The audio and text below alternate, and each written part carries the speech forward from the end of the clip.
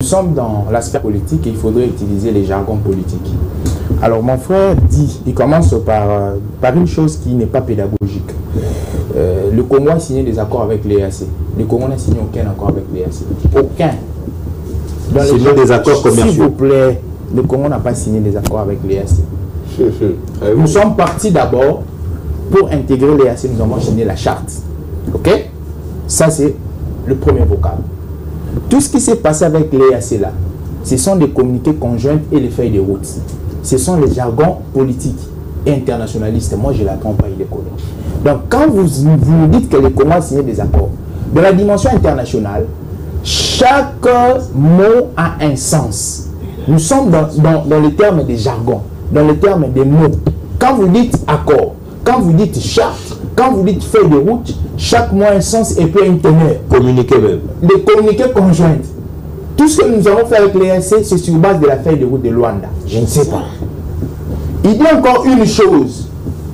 Je lui ai réprimandé cette chose-là à la RTGA. Je cite même les médias.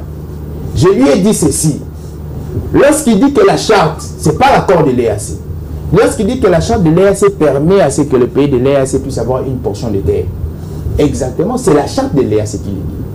Je suis en train de lui contredire par une chose qui est doctrinale, c'est que dans une dimension de classification des normes, c'est Hans Kelsen, cette théorie-là, on dit ceci, que dans la classification des normes, il y a la loi des lois qui prime qu'on appelle la Constitution.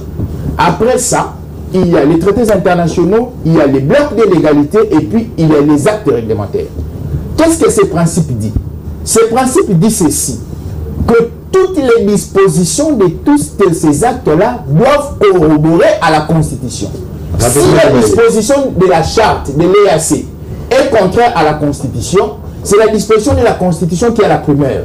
Prenons l'article 214 de la Constitution. Oh là là, oh là là. S'il vous plaît, allez-y. Ça c'est pédagogique.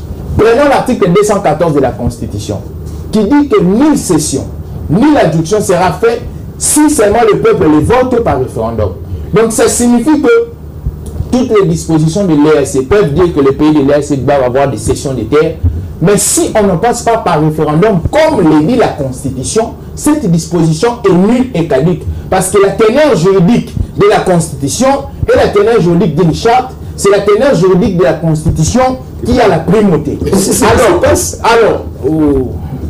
Alors, prenons la question de la SADC. Voilà. Félix Tshisekedi n'a pas demandé à la SADC de vouloir intervenir. Suivons les choses.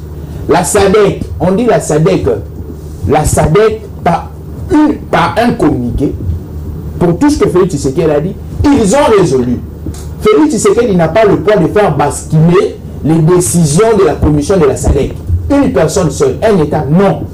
C'est sur base des compromis de tous les États faisant partie de la SADC que ces États-là ont voulu porter main forte à Félix Tshisekedi. Ce n'est pas Félix Tshisekedi qui a demandé qu'il puisse revoir ces sommets de la SADC. Félix Tshisekedi n'a pas demandé.